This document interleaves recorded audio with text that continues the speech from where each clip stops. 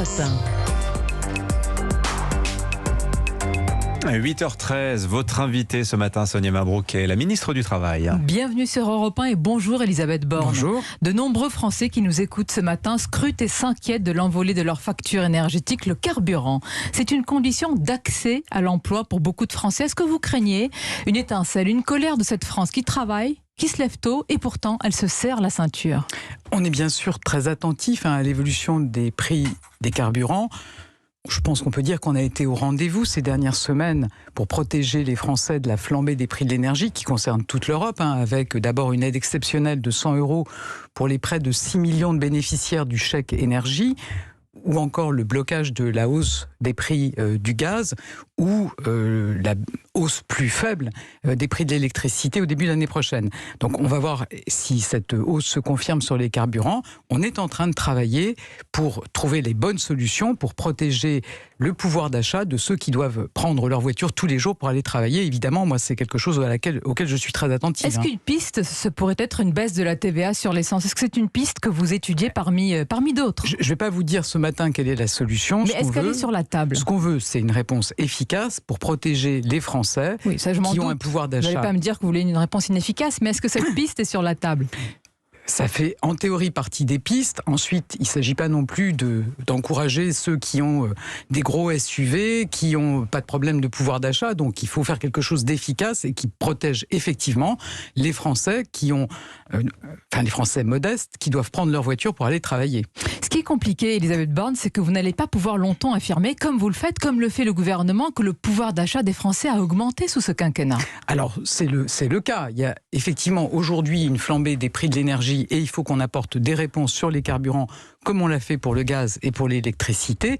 Mais globalement, on est très attentif à ce sujet du pouvoir d'achat depuis le début du quinquennat. Vous savez qu'on a supprimé la taxe d'habitation, supprimé certaines cotisations salariales, qu'on a fortement élargi la prime d'activité, qu'on a augmenté le montant de cette prime. Mais vous savez qu'en politique, tout est affaire de symboles et que c'est une question de ressenti. Quand vous avez le sentiment que ça n'augmente pas, vous pourriez tout me citer, ça ne marche pas, ça ne colle pas. Écoutez, je pense que les Français qui sont rémunérés au niveau du SMIC et qui ont l'équivalent d'un 13e ou d'un 14e mois de plus depuis le début du quinquennat, je pense qu'ils ont bien vu que le pouvoir d'achat a effectivement augmenté. On a ce sujet du prix de l'énergie sur lequel on va apporter des réponses. Et le débat qui est brûlant d'actualité, c'est celui sur les salaires. Vous faites pression, Elisabeth Borne, sur les branches pour qu'elles relèvent les minima sociaux inférieurs au SMIC, mais on n'est pas sorti de l'auberge si vous comptez sur cela pour la revalorisation. Vous-même, vous le savez. Je pense que les branches, et il y en a près d'une quarantaine, dont les minima de branches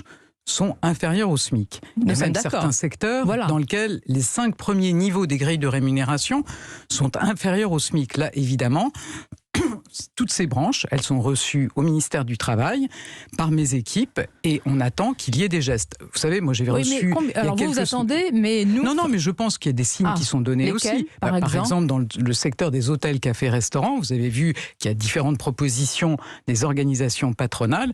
Moi, j'attends maintenant que ça se concrétise rapidement, qu'il y ait des négociations avec les organisations syndicales et qu'il puisse y avoir effectivement des avancées. Quand on a 5 niveaux de la grille de rémunération en dessous du SMIC, il faut faire quelque chose. Restons sur le travail, Elisabeth Borne. Sur quels chiffres se base le président de la République lorsqu'il affirme que les Français travaillent moins en quantité que nos voisins? Ce sont toutes les études qui vous montrent que sur l'année et sur toute la vie professionnelle, on travaille moins que les autres.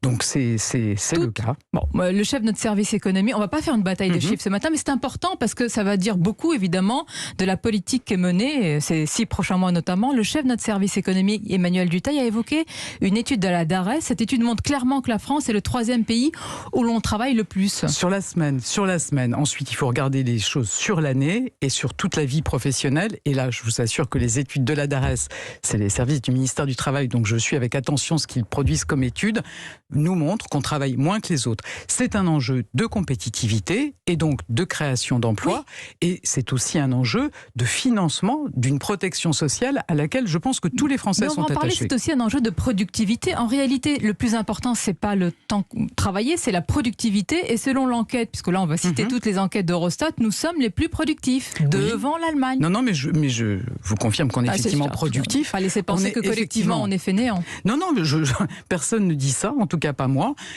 le fait est qu'on travaille moins sur l'année et on travaille moins sur toute la durée de la vie professionnelle. Et donc, c'est un enjeu, effectivement, de financement aussi de notre protection sociale. Et je vous dis, les Français y sont très attachés. Qu'est-ce que vous répondez, Elisabeth Borne, à ceux qui prônent à gauche l'acte 2, on va dire, de la réduction du temps de travail, 20 ans après les 35 heures, voici venus les 32 heures par semaine?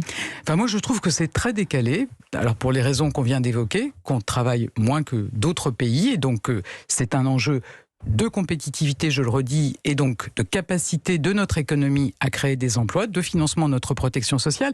Et vous savez, moi, les salariés que j'en vois surtout qui sont à temps partiel et qui souhaiteraient travailler davantage. Donc je pense que ce débat sur les 32 heures et la réduction du temps de travail est totalement décalé. Mais c'est incroyable, à vous entendre, on dirait qu'il y aurait deux France. Une France à laquelle la gauche parle et qui voudrait cette semaine de 32 heures, et la vôtre, apparemment, qui vous réclame de travailler plus. Non, mais je vous assure, il y a un certain nombre de Françaises, qui sont souvent des Françaises du reste, qui sont dans des emplois avec avec des temps de travail qui sont réduits, qui ne peuvent pas travailler aujourd'hui à temps plein. Et bien ces Françaises et ces Français veulent travailler davantage pour gagner davantage. Et c'est aussi un enjeu de pouvoir d'achat. Voilà, travailler pour gagner plus. Restons sur le front de l'emploi. Le gouvernement, à l'approche des présidentielles, vante de bons chiffres, Elisabeth Borne, et une baisse du chômage. Est-ce qu'elle peut se poursuivre selon vous? Alors c'est bien ce que nous annonce l'INSEE. Vous savez que grâce au quoi qu'il en coûte, grâce au plan de relance, on a une croissance qui est très forte pour cette année 2021. On est revenu au niveau de chômage d'avant la crise sanitaire, et l'INSEE, dans les prévisions de l'INSEE, on sera à la fin de l'année revenu au niveau de chômage d'avant la crise de 2008-2009. Donc c'est évidemment un motif de satisfaction, et c'est aussi le résultat du quoi qu'il en coûte. Quand on a protégé les entreprises, qu'on a protégé les emplois, c'est aussi ce qui nous permet d'avoir une économie qui redémarre très fort, et donc avec beaucoup de création d'emplois. On est largement au-dessus en nombre d'emplois de ce qu'on avait avant la crise sanitaire. Il y a beaucoup de secteurs qui embauchent, il y a même des secteurs qui ont des difficultés à embaucher. Quel satisfecit certains vont se dire ce matin en vous écoutant? Non, mais je pense que c'est effectivement le résultat de la stratégie du quoi qu'il en coûte et le plan de relance. C'est aussi parce que les entreprises, les Français, ont joué le jeu, ont respecté les consignes sanitaires, et que désormais notre économie repart très fort. Et vous pensez que la réforme de l'assurance chômage va contribuer à cette baisse sur le front du chômage que vous espérez? L'objectif de cette réforme, c'est clairement d'encourager le travail, de faire que ceux qui peuvent travailler davantage le fassent, de faire aussi que les entreprises proposent des contrats de travail plus longs. C'est tout l'objet du bonus-malus pour les entreprises qui s'applique depuis le 1er juillet. On l'a vu, notre économie repart à fond. On a beaucoup d'entreprises qui veulent recruter, donc c'est le bon moment pour faire cette réforme de l'assurance chômage. Et qui ont du mal, parce que beaucoup de chefs d'entreprise qui nous écoutent ce matin vous disent, Elisabeth Borne, qu'ils ne trouvent pas de profil pour certains postes, et c'est le problème structurel des chômeurs de longue durée. Le plan a été d'ailleurs mis en place. Alors je vous confirme qu'on ne reste pas les bras croisés. Depuis le début du quinquennat, on a doublé l'effort de formation des demandeurs d'emploi. Et là, on a un plan spécifique pour les demandeurs d'emploi de longue durée. L'idée, c'est à la fois qu'il n'y ait pas des Français qui restent sur le carreau alors que l'économie repart, et puis effectivement que les entreprises trouvent les compétences dont elles ont besoin. Donc on a annoncé un plan où on met 800 millions d'euros supplémentaires pour permettre aux demandeurs d'emploi, notamment les demandeurs d'emploi de longue durée, d'être mis en situation en entreprise, et puis de se former, d'avoir des formations sur mesure que proposent les entreprises, donc qui ont besoin de ces compétences. Et donc c'est tout l'objet de ce plan pour les demandeurs d'emploi de longue durée. On donne par exemple également une aide de 8 000 € pour les entreprises qui embauchent un demandeur d'emploi de longue durée en contrat de professionnalisation, donc pour le former. C'est quelque chose qui a très bien marché pour les jeunes. Vous savez qu'on a battu tous les records, notamment sur l'apprentissage grâce à ces aides. Là, c'est un point vraiment positif où tous les voyants sont au vert. Combien y a-t-il eu de contrats d'apprentissage là à date ? Alors, à date, on est déjà à 480 000 contrats d'apprentissage. Donc, vous savez qu'on avait battu des records historiques au cours de l'année 2020, avec plus de 525 000 contrats, mais sur toute l'année 2020.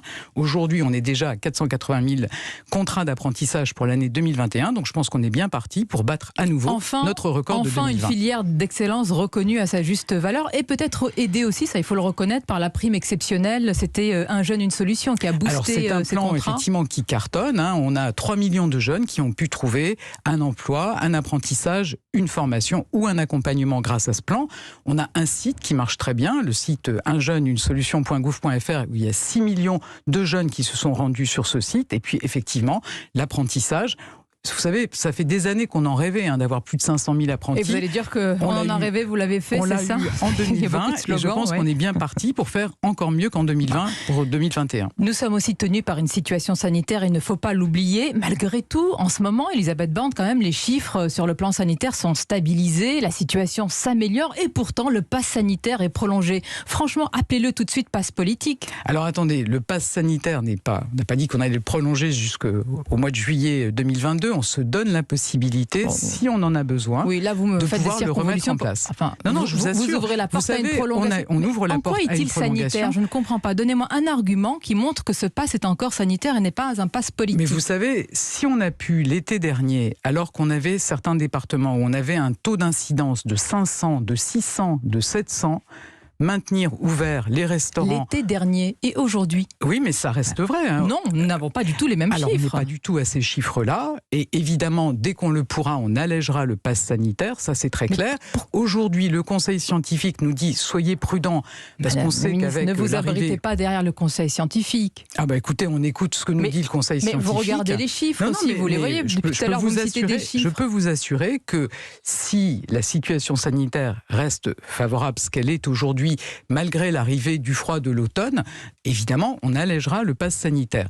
On veut aussi avoir pour les prochains mois la possibilité, si c'est nécessaire... Voilà, ça s'appelle une opportunité politique à l'approche des présidentielles. Mais on peut le comprendre. Vous savez que le Parlement ne siège plus à partir de la fin du mois de février. Donc si on se retrouvait sans la possibilité de mobiliser ce pass sanitaire au printemps prochain et qu'on ne puisse pas garder ouverts les restaurants, les salles de sport, les cinémas, je pense que tout le monde serait pénalisé. Est-ce qu'on peut perdre, Elisabeth Borne, son pass sanitaire si on refuse, pour une raison ou une autre, de faire la troisième dose? C'est quelque chose qu'on est en train de regarder. Le message, c'est surtout que quand vous êtes effectivement une personne âgée, vulnérable, que vous avez été vacciné il y a maintenant plus de 6 mois, c'est vraiment très important. On sait que l'immunité baisse fortement au bout de 6 mois et donc il faut absolument faire cette troisième dose. Mais on pourrait perdre son pass sanitaire, c'est quelque chose qu'on regarde. En tout cas, ça n'est pas décidé aujourd'hui. C'est injuste parce que le pass sanitaire, c'était les 2 doses, s'ajoute cette troisième dose et ça peut pénaliser beaucoup. Le message, vous savez, on est là pour protéger les Français face au virus. Quand on a reçu sa deuxième dose il y a plus de 6 mois, on le voit dans d'autres pays, l'immunité baisse et donc l'objectif c'est évidemment de rester protégé avec ce vaccin dont on bénéficie heureusement aujourd'hui. Question concrète, vendredi demain les tests vont devenir payants. Que va-t-il se passer pour les salariés non vaccinés qui sont obligés, Elisabeth Borne, de présenter le pass sanitaire pour aller travailler? Est-ce qu'ils vont assumer eux-mêmes les coûts des tests de dépistage ou leur employeur sera-t-il tenu de les prendre en charge? Non, l'employeur n'est pas tenu de le prendre en charge, mais vous savez, on a échangé avec les branches qui sont concernées et tout le monde nous dit, les salariés, ils sont vaccinés. Depuis fin août maintenant, les salariés dans un certain nombre de secteurs, les secteurs dans lesquels on demande des passes aux clients, doivent avoir un pass sanitaire. Il n'y a pas de salarié qui se fait tester tous les 3 jours et donc ces salariés sont vaccinés. Nous n'avons aucune remontée d'inquiétude dans ces secteurs. On va se projeter pour conclure, si vous le voulez bien, à l'horizon 2030 avec le plan d'investissement annoncé par le président et le nucléaire qui retrouve une place de choix. Vous avez été, Elisabeth Borne, ministre de la Transition énergétique et en juillet 2020, voici ce que vous déclariez lors de questions au gouvernement au Sénat. On vous écoute. L'arrêt de Fessenheim incarne l'écologie de responsabilité portée par le président de la République, le gouvernement et la majorité depuis 2017. L'arrêt de Fessenheim, une écologie de responsabilité au moment où vous relancez des centrales, des mini-centrales. Où est la cohérence? Non, mais on n'est pas en train de dire qu'on va se passer de nucléaire. On a aujourd'hui 70% de notre électricité qui est d'origine nucléaire. Vous savez qu'on a l'objectif de ramener cette part à 50% en 2035. Mais ça suppose aussi de pouvoir avoir de nouvelles centrales nucléaires. C'est d'entendre dire que fermer Fessenheim, c'était l'écologie de responsabilité, alors qu'on sait que ça a été fermé sur un accord politicien entre François Hollande et les Verts. Et que vous le savez mieux que moi, d'ailleurs. Ce qui est important, c'est de ne pas dépendre d'une seule énergie. Mais aujourd'hui, vous diriez la même chose qu'il y a en juillet 2020. Je n'ai aucun problème pour assumer ce que j'ai dit à ce moment-là. Vous pensez que fermer Fessenheim a été une bonne idée? Je pense que ne pas dépendre d'une seule énergie est quelque chose de très important et donc d'avoir un mix énergétique, comme on dit, équilibré et décarboné avec du nucléaire et du renouvelable et de l'hydrogène, puisque c'est tout l'objet aussi. Fermer Fessenheim.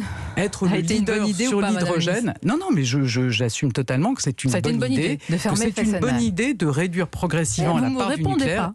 J'entends ce que vous dites, oui. Mais fermer Fessenheim, est-ce que ça a été une bonne idée ? Fermer Fessenheim est pour moi une bonne idée, et c'est une bonne idée de ne pas dépendre à 70% d'une seule source d'énergie, d'avoir du renouvelable, d'avoir du nucléaire et d'avoir demain de l'hydrogène. Et c'est un des domaines dans lequel, avec France 2030, on veut devenir leader. Eh bien, on verra ça, l'épreuve des faits. Merci Elisabeth Borne d'avoir répondu ce matin à nos questions sur des sujets très concrets et brûlants d'actualité pour nos auditeurs, on l'espère.